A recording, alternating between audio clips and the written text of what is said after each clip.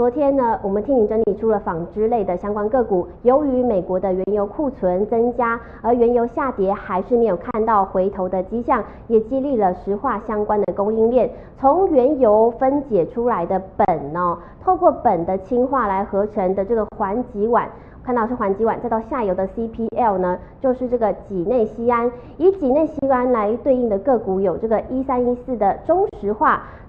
从3月下旬以来是随着外资对于中石化的买超，股价是一路的一并走高，也许可以嗅出端倪。而这个 CPL 主要就是用在制作尼龙粒以及尼龙丝和尼龙加工，在这一块相关的个股呢，对应到的我们看到是红字的这个有1447的力鹏，以及1455的吉盛，还有这个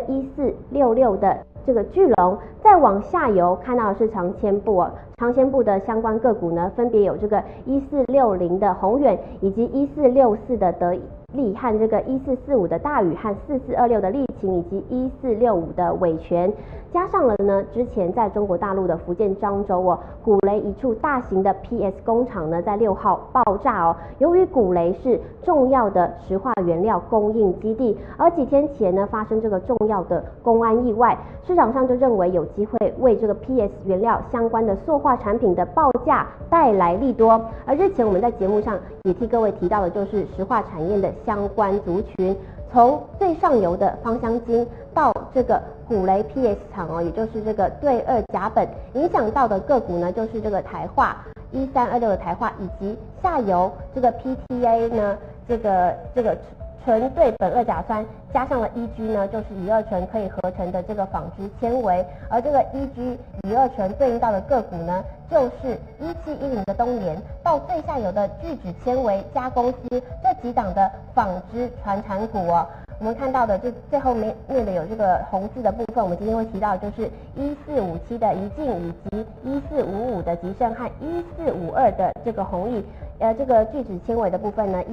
，1444的利率我们也会提到，因为昨天涨停板的关系再来我们看到是家公司呢是切入了各项的机能性杀种，加上了大陆古雷的爆炸事件呢，带动了原料 PTA 的上涨。加公司价格在近期是渴望走高，以及在4月份新版的电价公式是上路，预计电力成本会下降。法人呢就预估加公司厂今年第2季的营运渴望比第1季还要好，平均的毛利率也能够提升1到1.5个百分点的空间。其中呢，专业的加公司甲燃厂弘毅和联发的获利和成长性被市场看好，力立以及吉盛和宜进的工厂的营收成长空间也比较大。再来看到特别就是呢，这个力宝龙关系企业的这个力立和力鹏，受惠于国际油价的这个下跌空间有限下游提货意愿是明显的增强。两家公司都表示，4月份的接单已经满了，已经在接5月份的订单，今年的营运也会比去年还要好。而昨天呢，力立和力鹏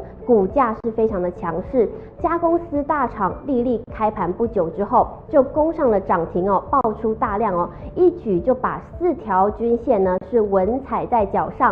下观察到外资在过去60天呢，在力立这档个股的持股水位是一直保持在7万多张，而平均的买进均价呢是9.35块钱，外资在近2个交易日呢是持续买超了将近有400张，昨天股价亮灯涨停，也是马上做个涨停锁住之后外资呢会不会逢高的了结获利，还是加码布局呢，也是推升股价能不能够续涨的这个关键。再来看到力立集团旗下的尼龙大厂力鹏，由于 CPL 就是己内酰胺价格去年跌得多从去年初的2300块美元跌到了今年初的1500块美元几乎跌了30%。不过2月之后是逐渐的止跌目前反弹到大约1600块美元的这个价位左右而随着 CPL 的行情反弹，尼龙的这个后市的报价看涨，下游需求呢是从农历年开始过后呢转强。力鹏的2月份尼龙粒和尼龙丝的产品出货就达到了17000多吨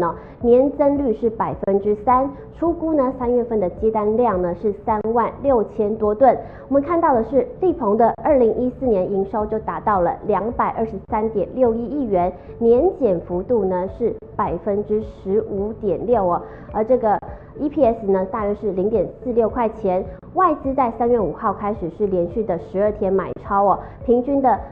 一个月买进均价呢是11.22块钱，不过股价是没有见到起色，反而是越走越低。然而观察到呢，投信在这1个月的动作呢都是卖超力捧，总共调节了4274张哦，卖出的均价是11.14块钱。土洋法人在这档的个股上面是呈现对做哦，昨天股价呢是上涨了3.72%。收在11.15块钱，一天内呢就站上了5日和10日以及月线之上哦。手上持有48000多张的外资呢，会不会为了绩效再度加码买超来拉抬股价？外资的动向也会是观察的指标之